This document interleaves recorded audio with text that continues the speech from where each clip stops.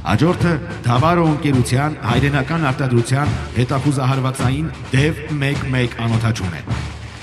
Այս սարքի նպատակն է հայտնաբերել թեթև զրահապատ և ոչ զրահապատ տեխնիկաներն ու ոչնչացնել դրանք։ Զարգացնում է 97 կմ/ժ արագություն և ունակ է խնդիր կատարել մինչև 50 կմ շարավով։ Սարքի հիմնական առավելություններից են ժամանակի իրական պահին հետախուզություն իրականացնելը, նշանակետերը հայտնաբերելը և խոցելը, որոնք կարող են իրականացվել ինչպես ավտոմատ, այնպես էլ օպերատորի թիրախավորմամբ։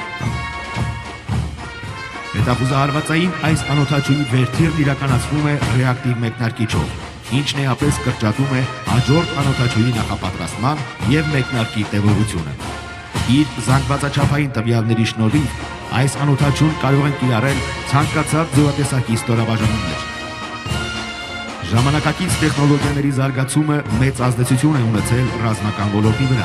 Այդ փոփոխությունների կարևոր բաղադրիչներից են անոթաչու թռչող սարքերը, հատկապես հետախուզահարվածային անոթաչուները, որոնք համատեղում են հետախուզության և հարվածային գործողությունների հնարավորությունները։